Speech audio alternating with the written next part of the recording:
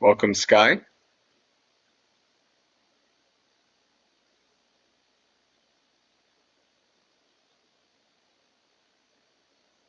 Can you hear me? How's audio, video, connection, etc.?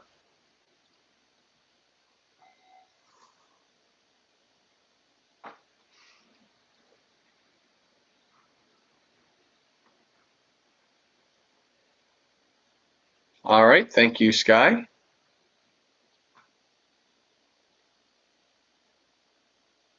Welcome, Dee Dee.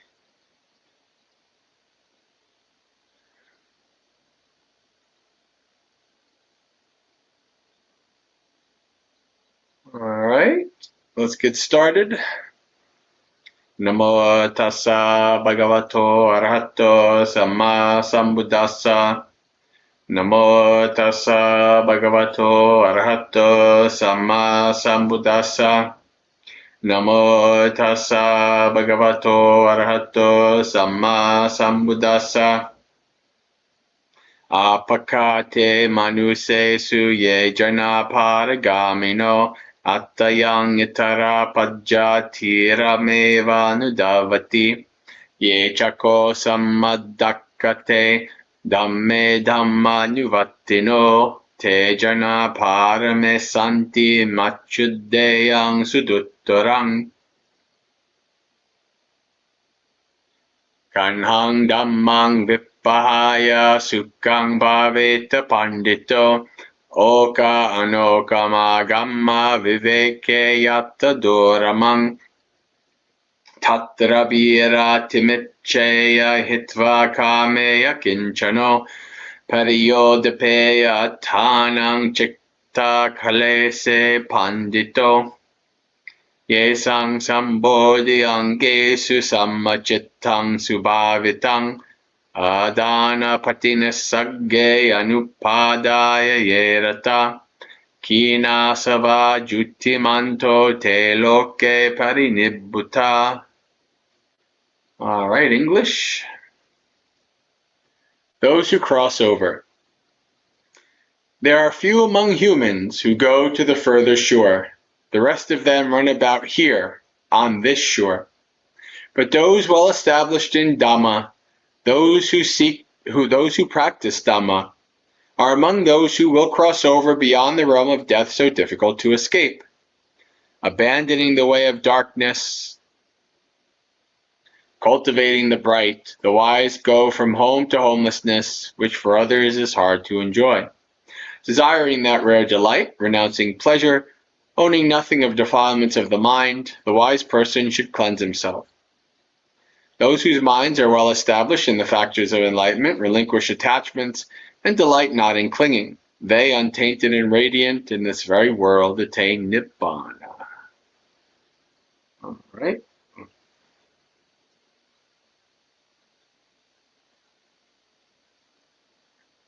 Hello, Michelle. Welcome.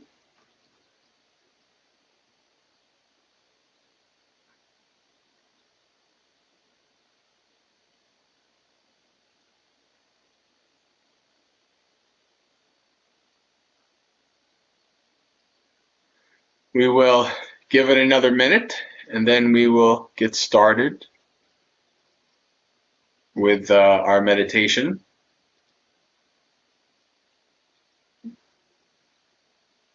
Hope everybody is doing well today.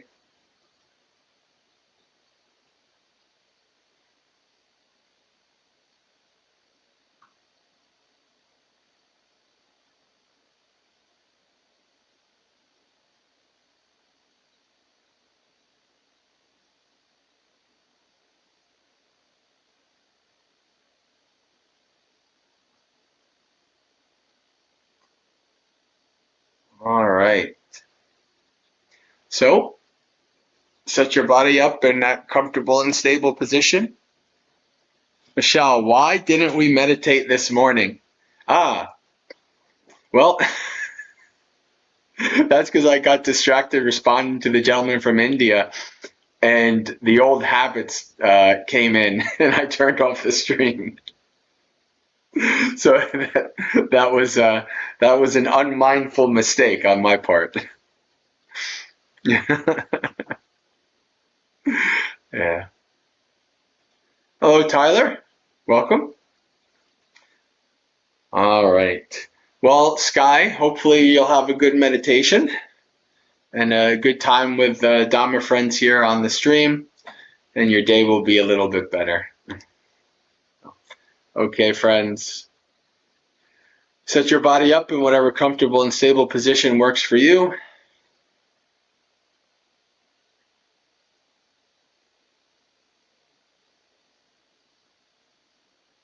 Nobody here is brand new, so you've heard my guided meditations multiple times. Start by doing a mindful scan of the body from the feet moving up to the head.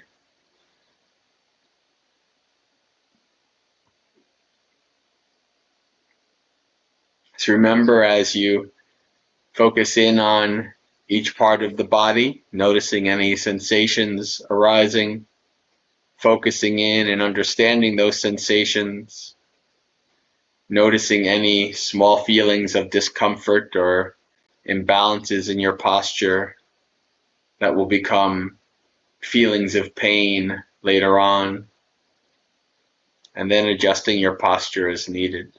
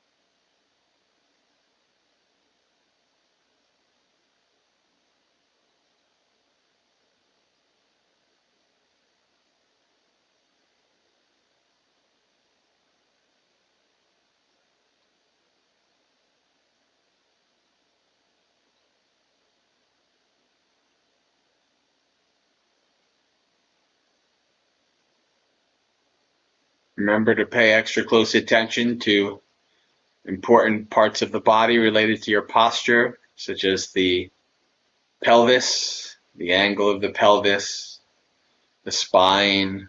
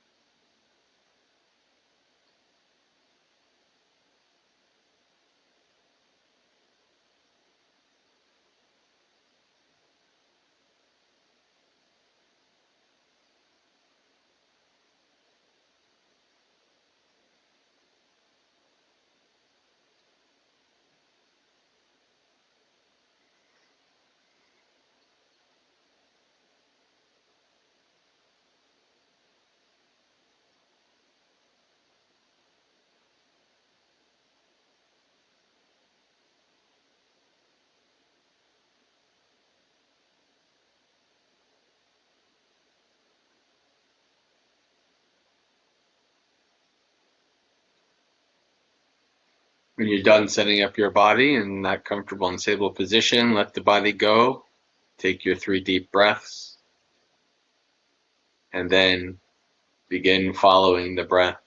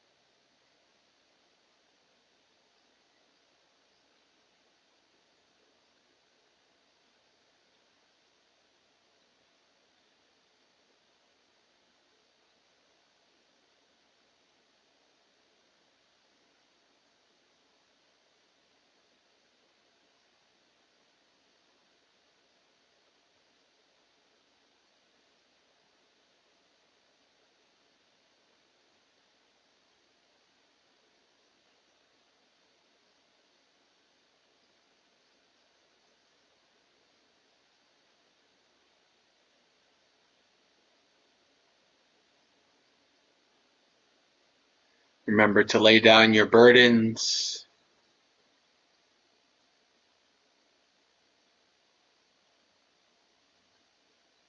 When you're distracted away, acknowledge, let go, and return.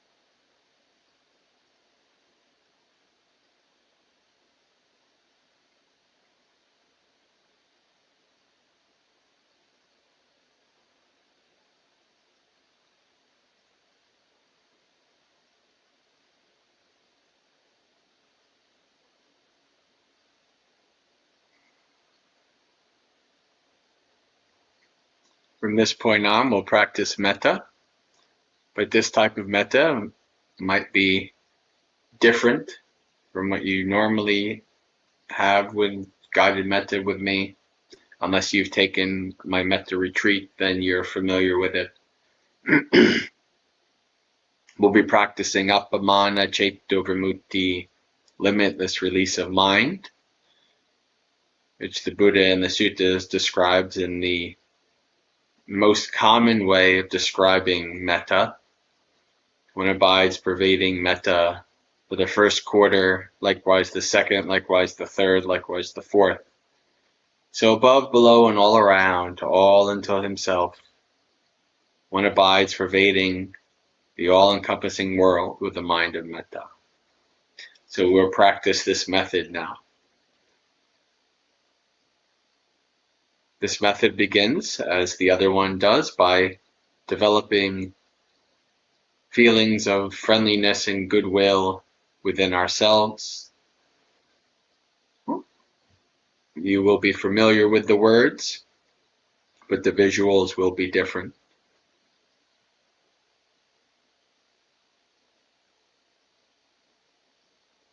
So if you like, you can visualize a sphere around you. And as you say the words, fill the sphere up with your goodwill and friendliness.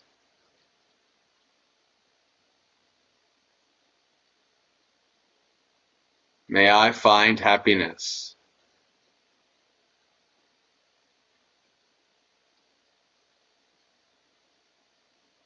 May I find peace.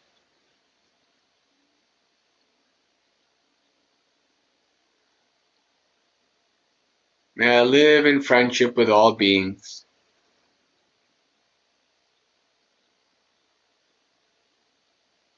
May I find release from suffering.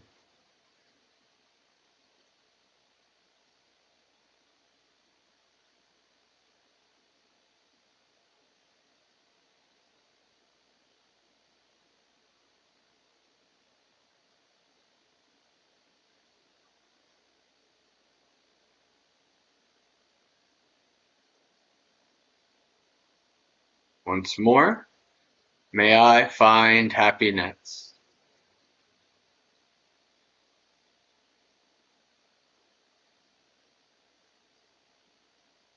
May I find peace.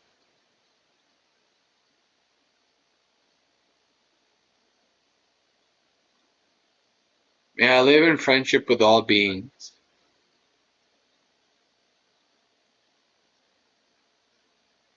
May I find release from suffering.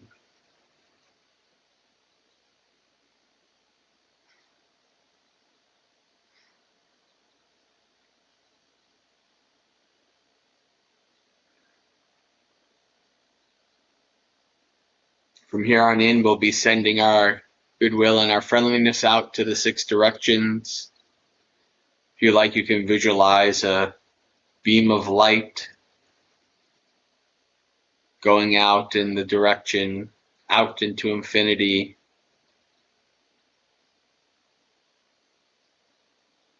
Moving through all beings out to infinity in that direction.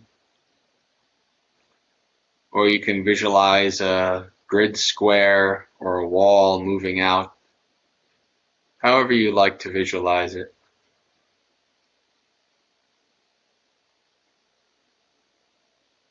The idea is similar to the meditation metta that I usually teach, just we're focusing in on a direction instead of a sphere.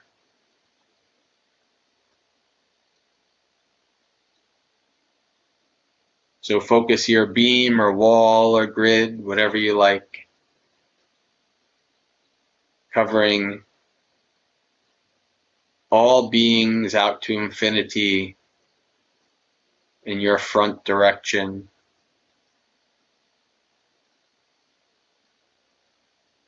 Moving through the planet out into space, further and further. And we'll say the words. May all beings in my front direction find happiness.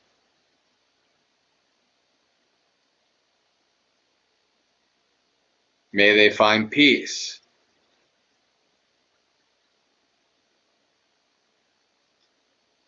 May they live in friendship with all beings.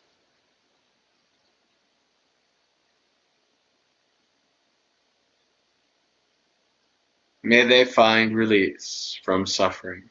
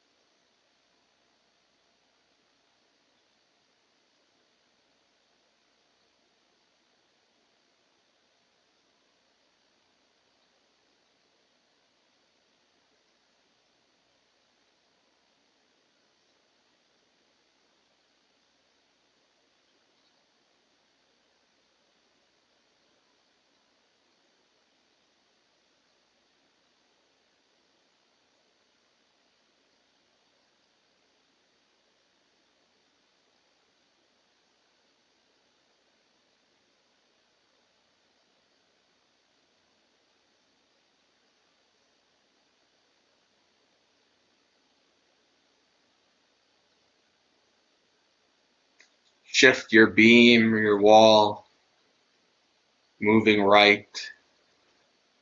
Cover all beings in your right direction out into infinity. Whatever beings there may be, human, animal, insect, seen and unseen, untold numbers of beings in the samsaric state, bathing all beings in that direction without exemption, with your goodwill and friendliness. May all beings in my right direction find happiness.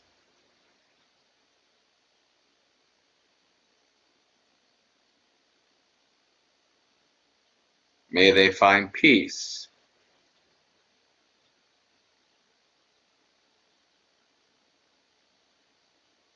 May they live in friendship with all beings.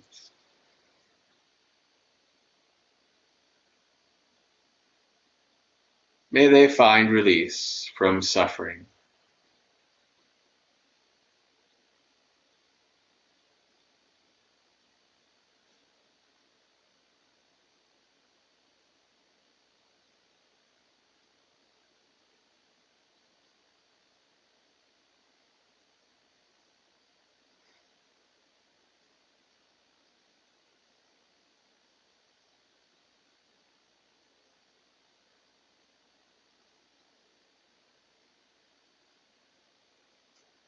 Shift your metta to encompass all beings in the direction behind you, out to infinity.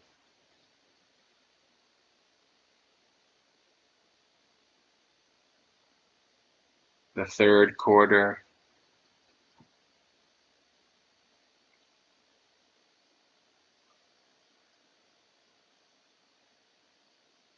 May all beings behind me, out to infinity, find happiness.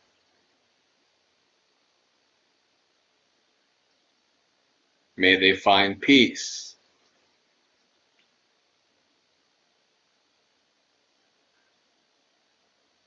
May they live in friendship with each other.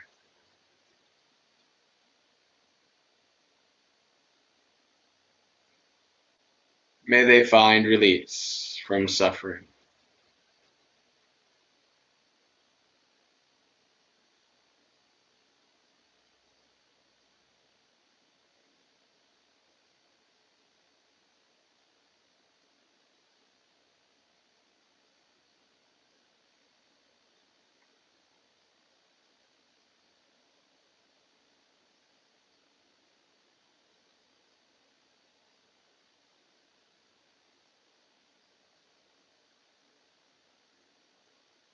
Shifting our metta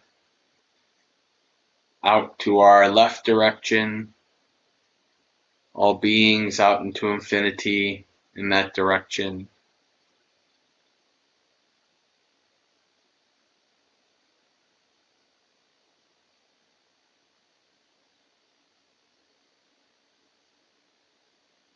May all beings in my left direction find happiness.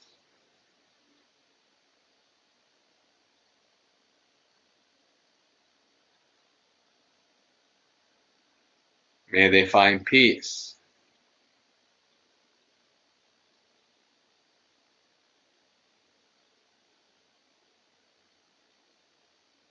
May they live in friendship with each other.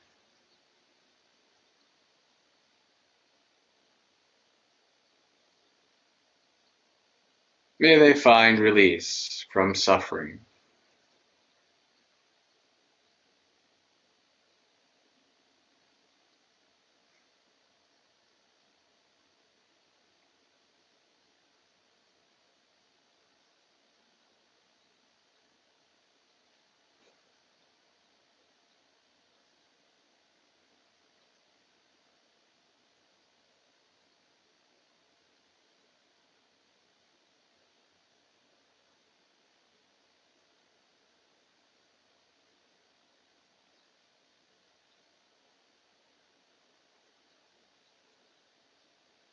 Shift your metta to your above direction.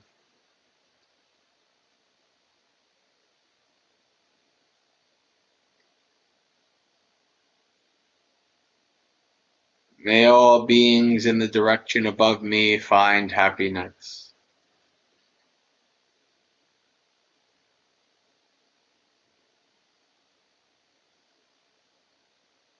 May they find peace.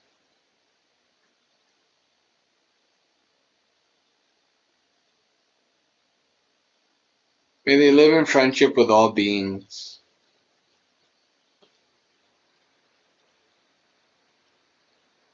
May they find release from suffering.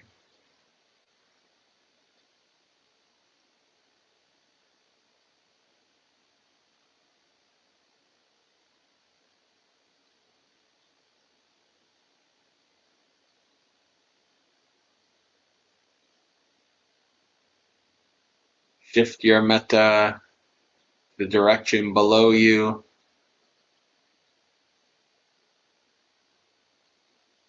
Going through the planet, out the other end, into space, out into infinity, encompassing untold numbers of beings.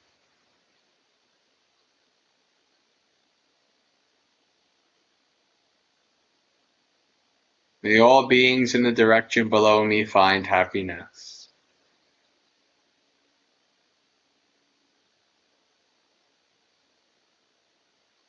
May they find peace.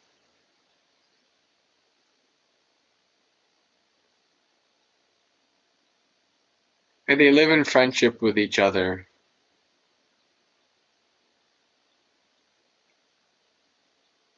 May they find release from suffering.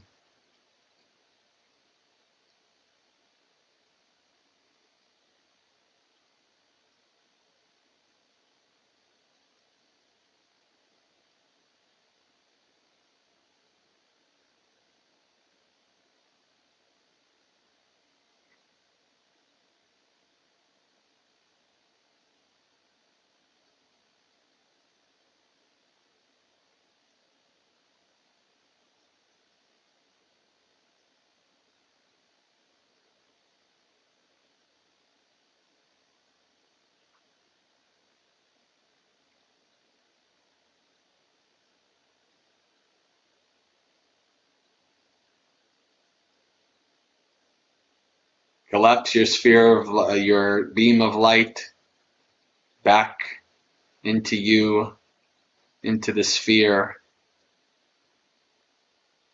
and start rapidly expanding that sphere, not stopping with the planet, galaxy, universe, out into infinity, with you at the center, encompassing all beings in the samsaric state, everywhere, all of your siblings in suffering.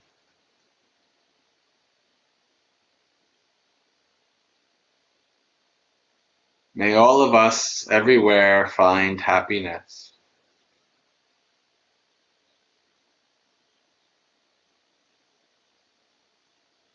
May all of us find peace.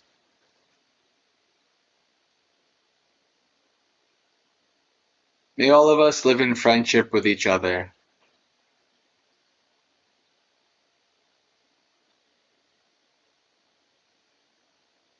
May all of us find release from suffering.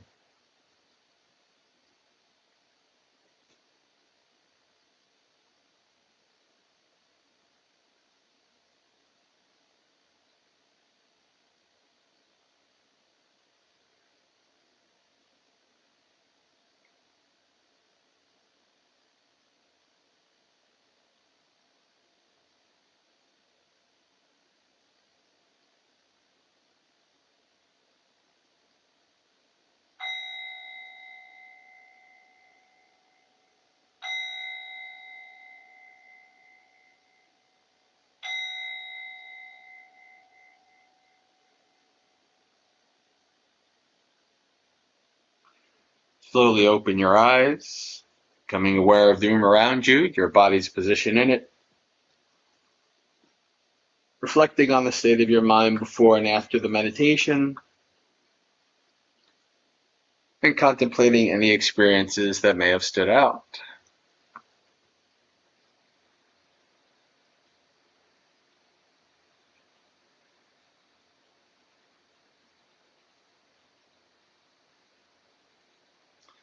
All right, friends. Let's see. Welcome, Gregory and Visaka. Welcome. It is Monday night, at least here on the East Coast of America, and that means it is time for another festival of Dhamma with the Magasiga community, where we do a variety of different Dhamma-related activities.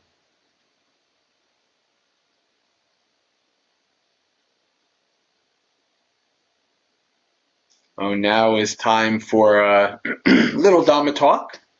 So I've started adding 15 to 20-minute talks to these.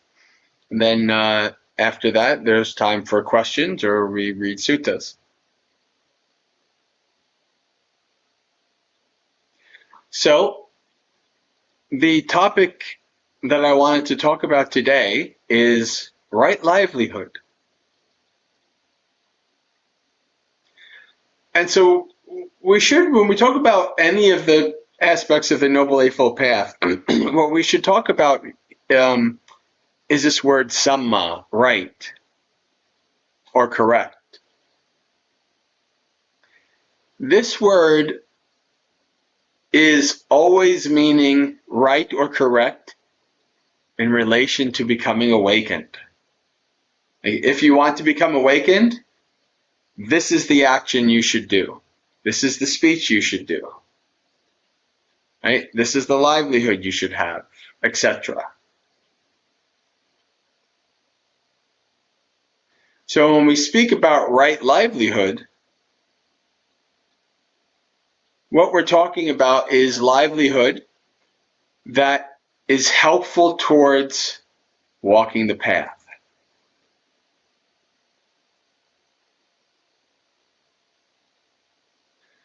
In the Buddha's definition of right livelihood, a few of you have come to a morning monastery experience regularly, so I think we just covered this maybe last week or 2 weeks ago as we went through the Noble Eightfold Path in the chanting book. But the Buddha's definition of right livelihood is very simple, very straightforward, also very vague. Give up wrong livelihood and adapt the right livelihood. And you might think, well, that's not very helpful, is it?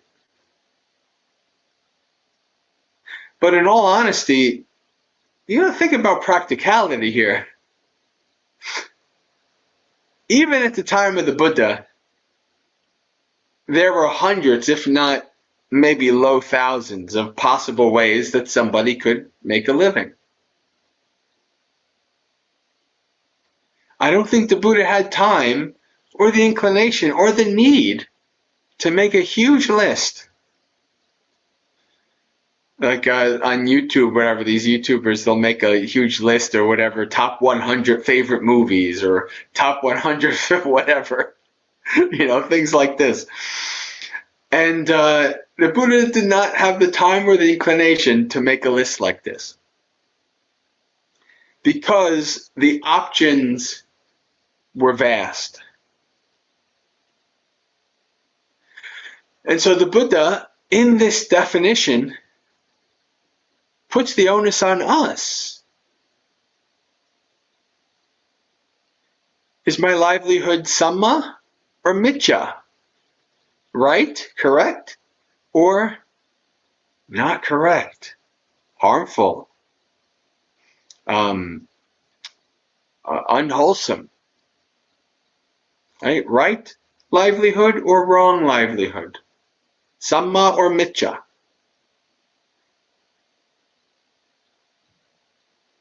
Now, of course, it is obligatory that whenever a person talks about right livelihood, we have to bring up the one sutta. Well, actually, Buddha does bring up a few other little things in different suttas, but there's one sutta where the Buddha has a very small list of things, where the Buddha says if you're trying to be a Buddhist practitioner following the path, you should probably not do these jobs. And the first one is creating and selling alcohol. Second is creating and selling poisons. Third is creating and selling weapons. Fourth is raising and killing and selling animals, so butchering animals. And the fifth is capturing people and selling them as slaves, being a slaver. Right? So these 5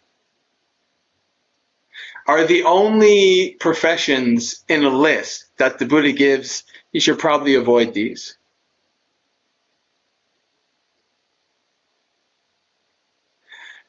Now, fast forward to today. The world has become so specialized that we've gone from thousands of ways to make a living to probably 1 million or 2 million. We've got like hundreds of thousands of types of jobs, right? Lots and lots and lots of ways to make a living.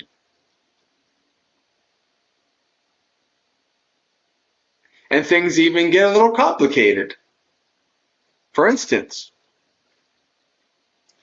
you're a waiter or a waitress at a restaurant. It serves alcohol. Is that wrong livelihood? That you have to give alcohol to somebody who asks? Now, the Buddha in the early text would say no,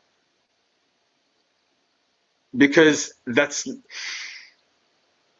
you are not creating and selling the alcohol, right? And that is not your intent. You're not. If you worked at a bar or like a liquor store, it might be a bit more on the nose.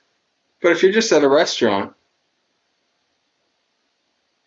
I wouldn't say that's wrong livelihood. But somebody who does it, they might have their conscience tell them, well, I think this is wrong livelihood. I don't want to do this. So things get complicated.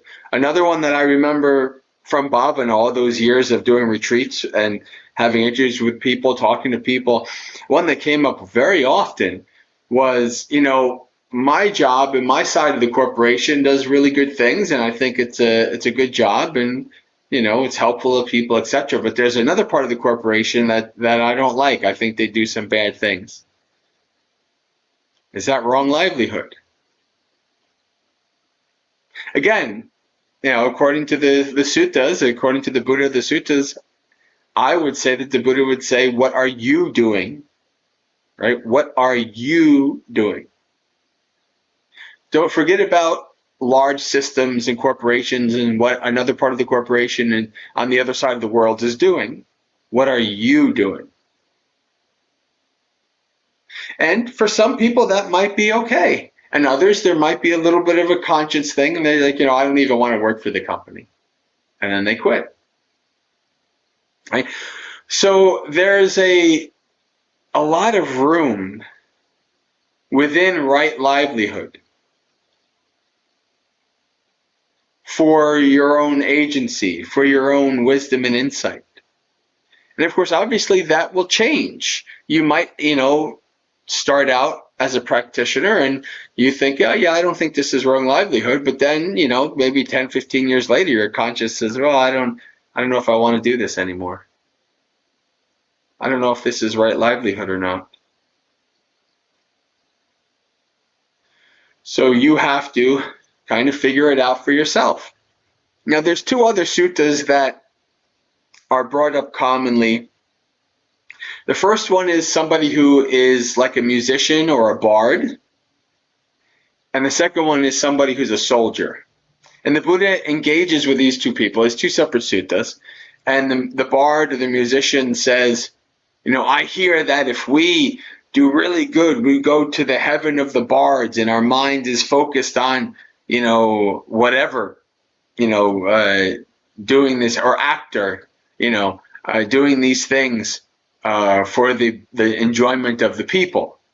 And the Buddha's like, well, I don't know about that. It's like, you think you're going to the heaven for actors or whatever, but you're probably going to go to the hell for actors. The same thing for the soldier. The soldier thinks, oh, I will, if I do well in battle, if I die in battle, I'll go to, which essentially is Valhalla. And the Buddhist is like, I don't know about that. And it's interesting because what the Buddha is pointing out to in both of those suttas is not the job itself, but the mind state in the job. Like the mind state of wanting to enrapture people with your acting or your bard, whatever skills.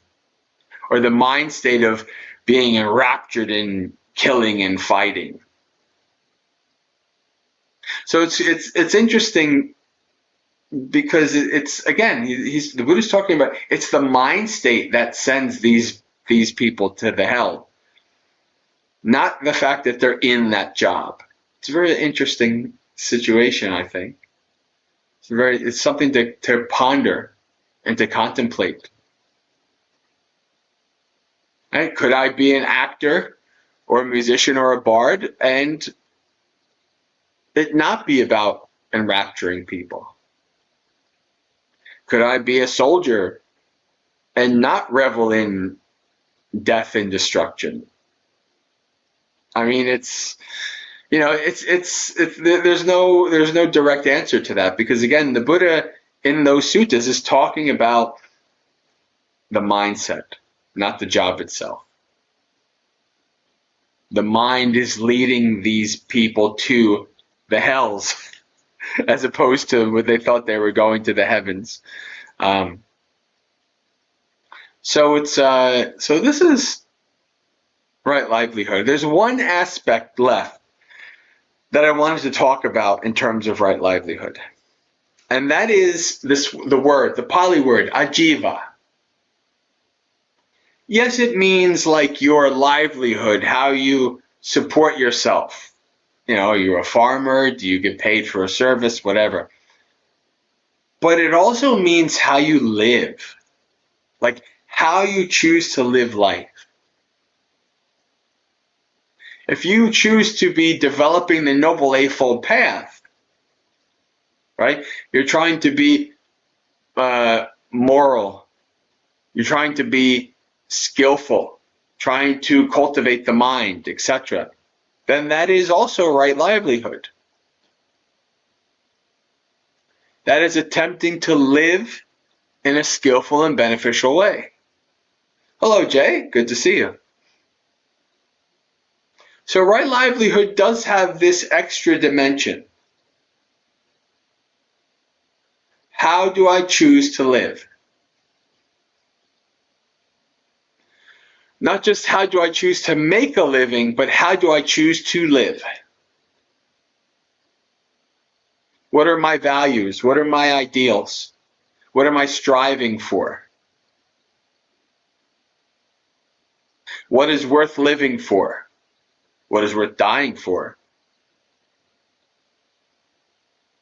And yes, there are things in Buddhism, in the suttas, that are worth dying for. Most especially not doing something, not creating really bad karma.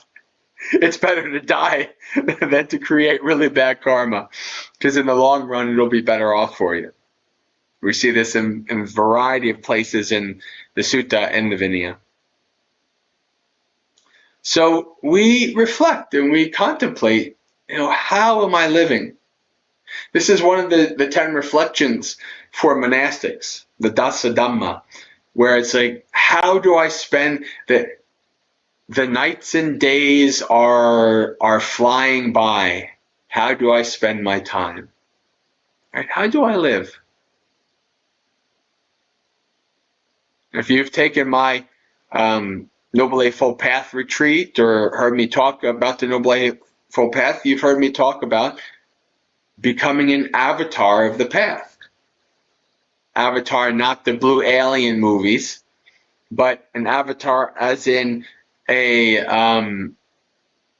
like the medieval definition of avatar, which is an avatar, a personification of a quality, like a personification, avatar of virtue, avatar of compassion, avatar of humility, etc. Or even less so, but sort of like the Hindu version of the avatar, an avatar of Vishnu, whatever, but more along the lines of the medieval version. These were all well before blue aliens. And so when you decide to really follow the path, really develop the path in your daily life, it is not something that you do. It is something that you are. It is how you live. The path becomes your life, and your life becomes the path. That is what it means that's what it means to be a Maggaseka. That's what it means to be an avatar of the path. You personify the path in your thoughts, words, and deeds. That is the ultimate Samma Ajivo, the ultimate right livelihood. Because if you personify the path, then you will know what is right livelihood and what is not. Both in terms of how you live, but also how you, how you choose to make a living. So I think we're good for there. And I see we have friends who joined us. Once again, hello to Jay. It's been a little while, Jay. Hope all is well. I always like to see old regulars pop in after they've been gone, like Rick. Hope you're okay, Rick. And it's been a while. Since before I did my month at Abhayagiri, actually, I think. That's what happens when I stop doing streams. People find other things to do. But then they meander back in every once in a while. And hello, Shay. All right. So now we have time for, if you have any questions, you can ask questions. We also have the Madhupindika Sutta that we started reading last week and that we can finish this week.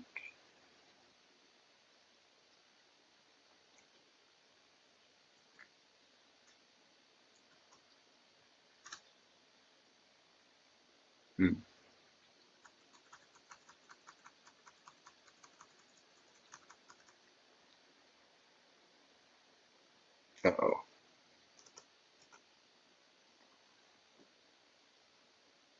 All right.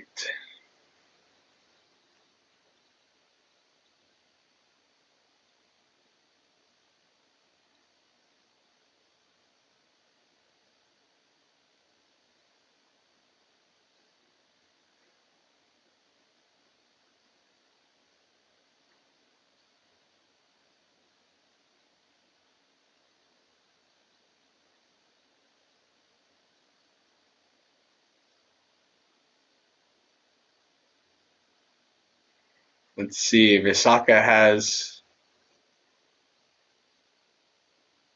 made a comment. Used to work in bars in your younger years at university.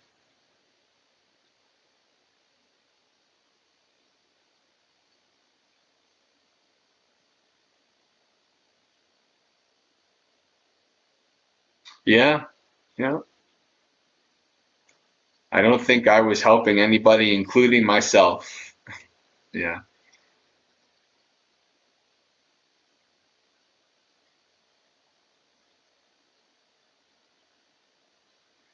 DD is started a question?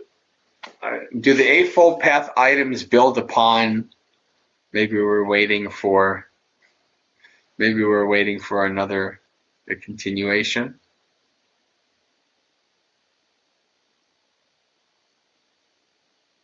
Each other. Well, yes. The perhaps the oldest icon of Buddhism is the Dhammacakka, the Noble Eightfold Path. It has 8 spokes. It's a wheel, right? And each one of the spokes is connected in the center, and it's also connected to the wheel. And each one of those spokes supports the sturdiness of the wheel. So they all support each other. And most especially, the Buddha says that all the first 7 factors support the 8th, which is samma samadhi, right? Right samadhi, right stillness, jhanas. So yeah, they are all a interconnected whole that you practice. Hello, Ryan. Are they to be practiced in an order? No. I mean, when you're first starting out, like if you want to kind of feel like, oh, well, maybe today I'm just going to focus on right speech or whatever. That's one thing. But once you understand the path, every day you're going to be developing every single one of those to some degree or another. So they are an integrated, holistic package.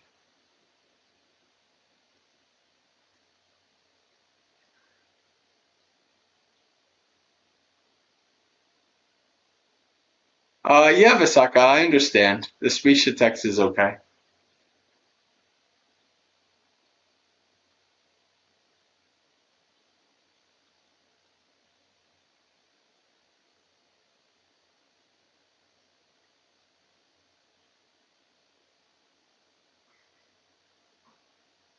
All right. So let's finish off the Madhupindika Sutta. If you have any questions, you can type them in the chat and I'll cover it after we finish off the sutta. Or if you have any questions that arise while I'm reading, type it in the chat. I do check the chat on occasion as I'm reading a sutta. Where there is the eye, sights, and eye consciousness, it will be possible to discover evidence of contact. Because the meeting of the 3 is contact. The eye, the internal sense base, the sight, the external sense base, and the fact that I am awake and conscious to be able to see the object with the eye. Those 3 are contact, making contact. Where there is evidence of contact, it will be possible to discover evidence of feeling.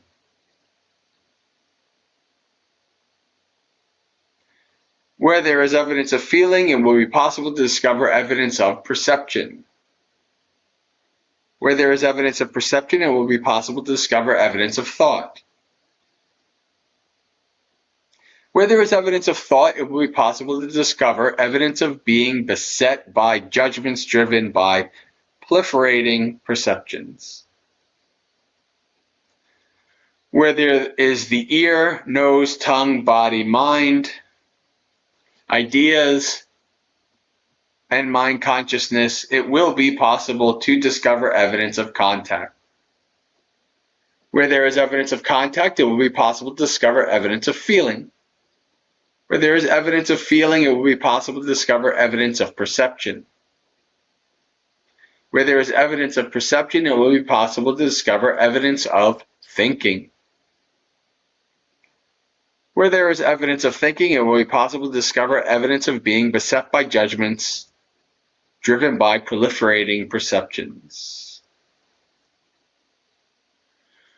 Where there is no eye, no sight, no eye consciousness, it will not be possible to discover evidence of contact. So we're doing dependent origination. Now we're doing dependent cessation. Right? With the abandoning of I, all of the other things that go along with it are not there.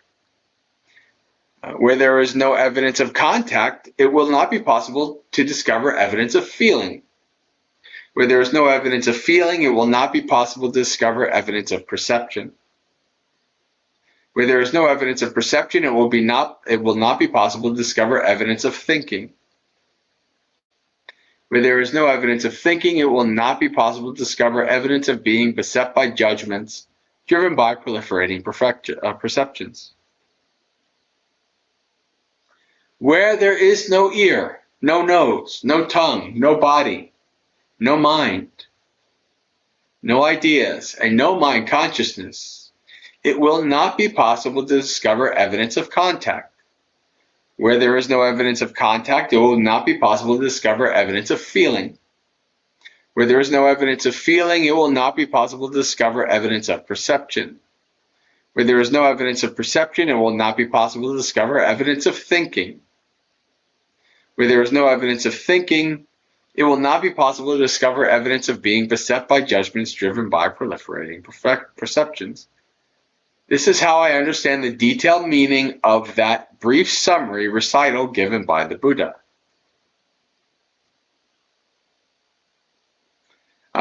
Shay, we are reading Majjhima Nikaya number 18, Madhupindika Sutta, the Honeyball Sutta.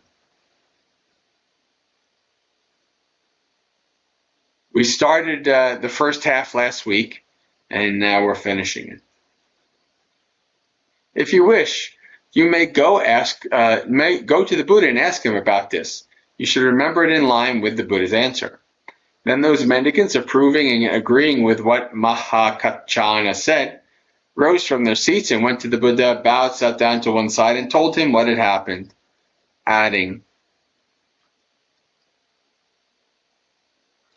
Mahakachana clearly explained the meaning to us in this manner, with these words and phrases.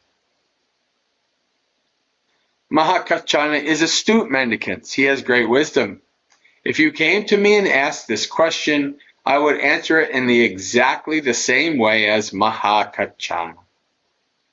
That is what it means, and that's how you should remember it. When he said this, Venerable Ananda said to the Buddha, Sir, suppose a person who was weak with hunger was to obtain a honey cake. Wherever they taste it, they would enjoy a sweet, delectable flavor. In the same way, wherever a sincere, capable mendicant might examine with wisdom the meaning of this exposition, of the teaching, they would only gain joy and clarity. Sir, what is the name of this exposition of the teaching? Well then, Ananda, you may remember this exposition of the teaching as the honey cake discourse. That is what the Buddha said. Satisfied, the Venerable Ananda approved of what the Buddha said. Now, we were just discussing this last night on the sutta reading, the Sunday sutta readings on the Discord.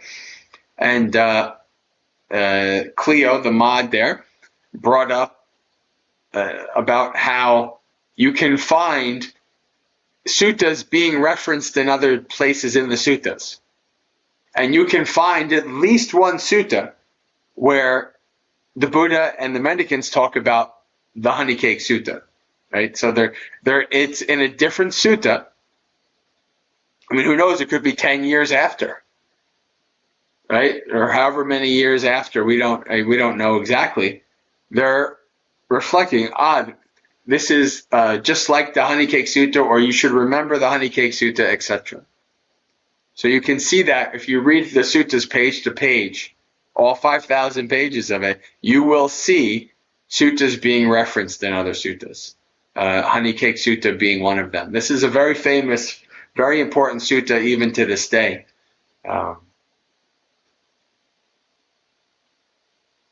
Right.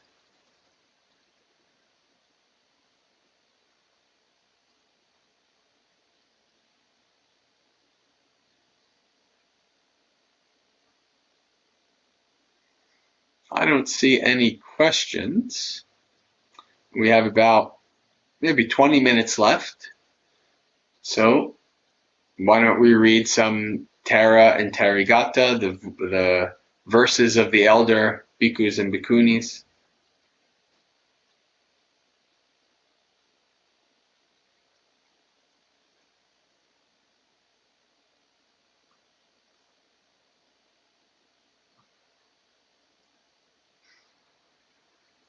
"30 nuns. Taking a pestle, young men pound grain, providing for partners and children. Young men acquire wealth. Do the Buddha's bidding, you won't regret it. Having quickly washed your feet, sit in a discreet place to meditate.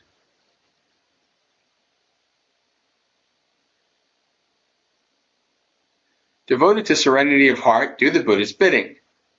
After hearing her words, the instructions of Patachara, they washed their feet and retired to a discreet place.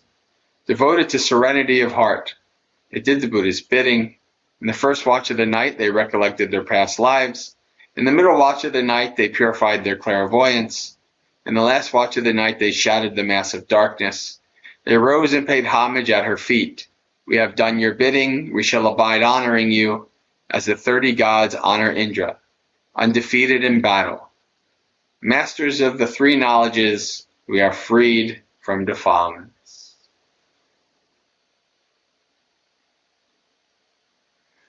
So this is a wonderful story of these women who, listening to Patachara, who's one of the Buddha's most famous bhikkhunis,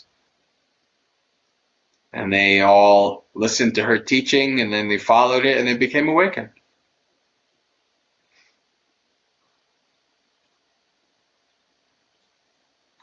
Chanda.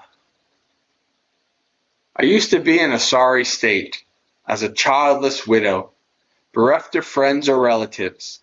I got neither food nor clothes. I took a bowl and a staff, and went begging from family to family. For 7 years I wandered, burned by heat and cold. Then I saw a nun, receiving food and drink. Approaching her, I said, "Send me forth into homelessness." Out of sympathy for me, Patachara gave me the going forth. Then, having advised me, she urged me on to the ultimate goal. After hearing her words, I did her bidding. The lady's advice was not in vain. The master of the 3 knowledges, I am freed from defilements.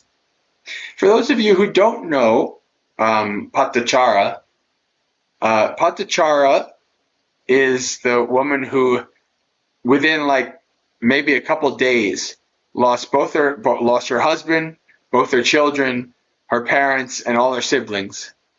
Right, so like basically every close connection she had in the world was destroyed, and then she went nuts and kind of became a naked, wandering, crazy woman until she came into a town where the Buddha was teaching, and so the Buddha talked to her and kind of broke her out of her spell, and she became a nun right there. She became one of the most prominent of the Buddha's bhikkhuni disciples. Master of the Vinaya, I think. I think that's her specialty. All right. Patachara, who had following of 500, One whose path you do not know, not whence they came nor where they went. Though they came from who knows where, you mourn, that being crying, "Oh, my son." But one whose path you do know, whence they came and where they went, that one you do not lament. Such is the nature of living creatures. Unasked he came, he left without leave. He must have come from somewhere, and stayed who knows how many days. He left from here by one road, he will go from there by another. This is a famous set of lines. Just recently, for those of you who are more in monastery experience, we maybe like last week, we went over the death chanting, the Marananusati, and we see in this line, he came just as he went, so why lament? Right, this is said by another bhikkhuni besides Patachara, but also we see it here as well, talking about the death of their son. Departing with the form of a human, he will go on transmigrating. As he came, so he went. Why cry over that? Oh, for you have plucked the arrow from me, so hard to see, stuck in the heart. You've swept away the grief for my son, in which I once was mired. Today I've plucked the arrow, I'm hungerless quenched. I go for refuge to that sage, the Buddha, to his teachings and to the Sangha. That is how Patachara, who had a following of 500, declared her enlightenment. All right, let's do some bhikkhus. Jay, it's unclear. Some people have claimed that Patachara and Kisagotami are the same, but it's not something that's, I think, universally accepted or fully corroborated by the suttas. It's an unclear thing. From my own readings of the suttas, it seems to me that, they have their own suttas. It doesn't seem like it's talking about the same person. So, yeah, I'm inclined to not think that they're the same person, but it's a debated thing. All right. Now let's go to the bhikkhus. Channa.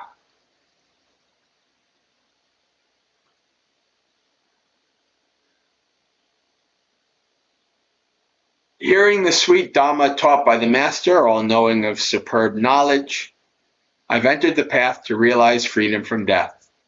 He is the expert on the road to sanctuary from the yoke. Punna, second. Ethical conduct is best in this life, but one with wisdom is supreme. Someone who is with both wisdom and virtue is victorious among men and gods. Vajjapala. For one who sees the meaning so very subtle and fine, who is skilled in thought and humble in manner, who has cultivated mature ethics, it is not hard to gain extinguishment. Atuma. A young bamboo is hard to extract. When the point is grown and become all woody, that's how I feel with the wife who was arranged for me. Give me permission. Now I've gone forth.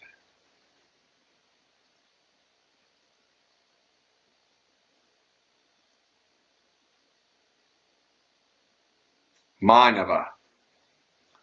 Seeing an old person and one suffering from disease and a corpse come to the end of life, i.e., the divine messengers, old age, sickness, and death, I went forth, becoming a wanderer and giving up the pleasures of the senses. Suyamana.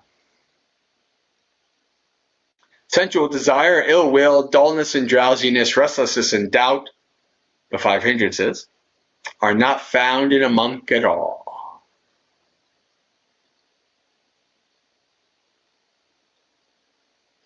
Susarada. Good is the sight of those who've practiced well. Doubt is cut off and intelligence grows. Even a fool grows wise. That's why it's good to meet good people.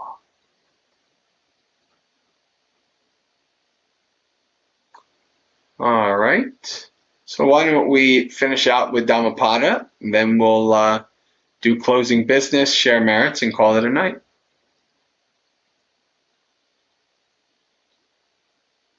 Let's see, here we are.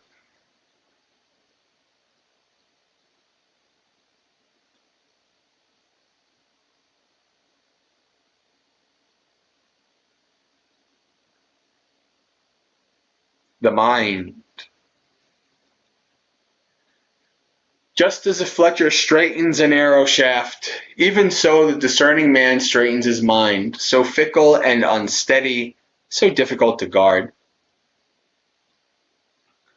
As a fish when pulled out of water and cast on land throbs and quivers, even so is this mind agitated.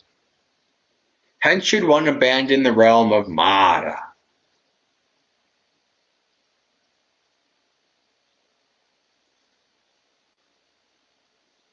Wonderful indeed it is to subdue the mind, so difficult to subdue, ever swift, in seizing whatever it desires. A tamed mind brings happiness. Let the discerning man guard the mind, so difficult to detect and extremely subtle, seizing whatever it desires. A guarded mind brings happiness.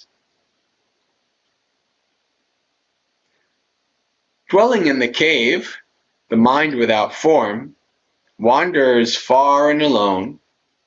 Those who subdue this mind are liberated from the bonds of Mara. Wisdom never becomes perfect in one whose mind is not steadfast, who knows not the good teaching and whose faith wavers.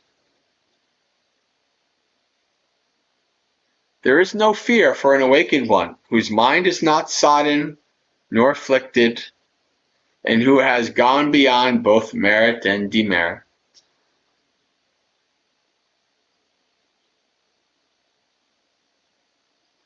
Realizing that this body is as fragile as a clay pot, and fortifying this mind like a well-fortified city. Fight out Mara with the sword of wisdom, then guarding the conquest remain unattached.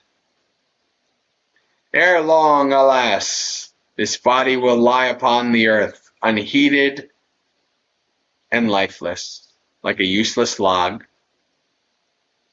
Whatever harm an enemy may do to an enemy, or a hater to a hater, an ill-directed mind inflicts on oneself a greater harm. Neither mother, father, nor any other relative can do one greater good than one's own well-directed mind.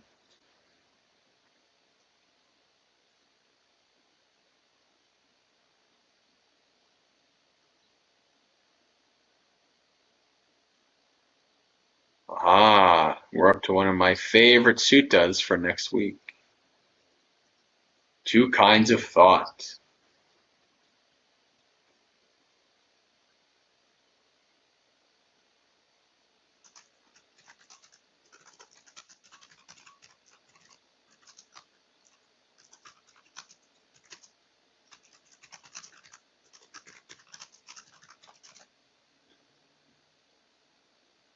Any final comments or questions before we move to final business and sharing merits?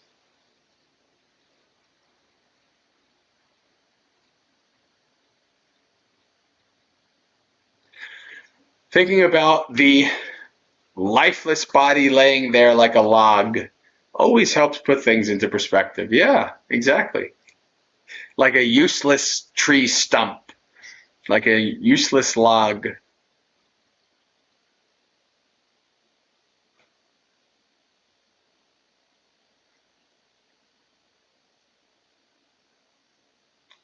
right.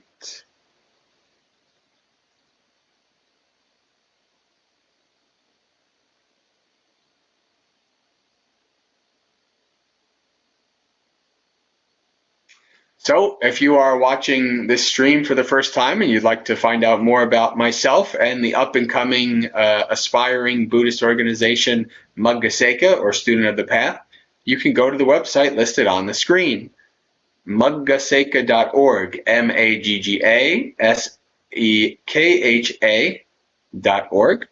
There you can find all kinds of information and updates regarding myself and the organization. Regarding having articles, links to all different social media and different places that I do activities, etc. This website is my headquarters, and that's where everything is. You can even put in your email, and you'll get notified for every time I put an update.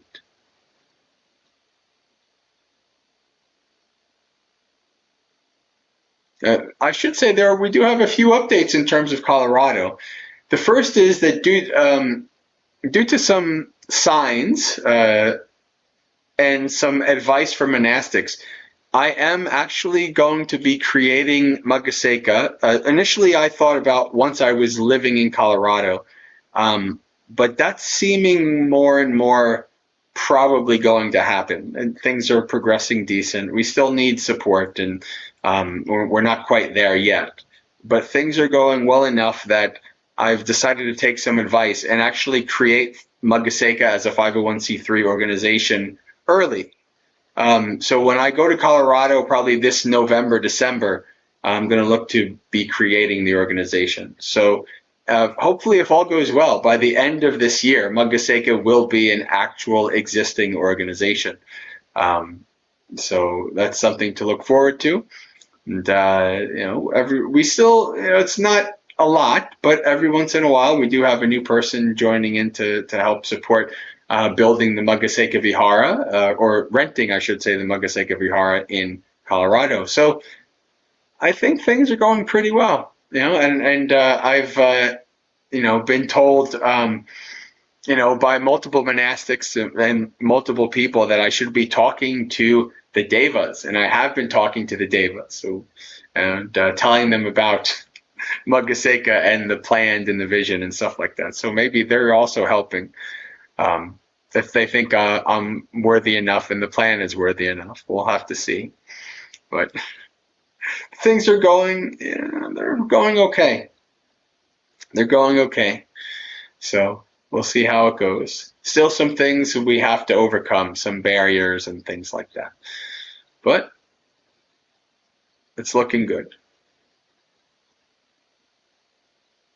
All right. So let's share merit and call it a night.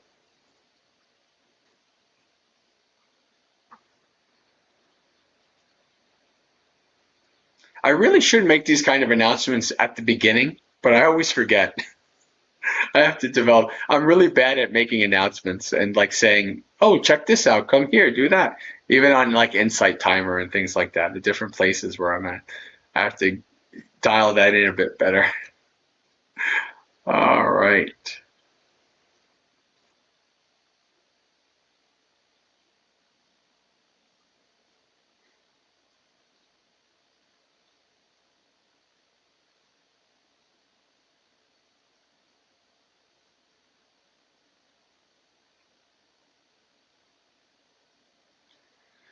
Dukkha patta chane dukkha, bhaya patta chane bhaya, sokha patta chane sokha, ontu sabbe pipaniyo, etavata cha mehi sampatang punya sampatang sabbe deva anumodantu sabba sampatti siddhya akasatta chabumata deva naga mahitika punyang tanganamoditva charang rakantu sasanang.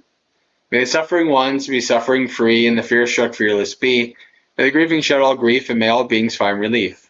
May all beings share this merit of ours for the acquisition of all kinds of happiness.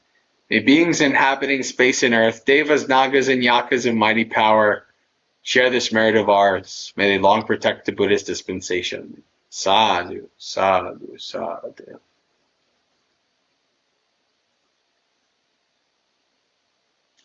All right, friends. So we have come to the end of another Dhammapalooza. Sukhi Hotu, may you be happy and at ease.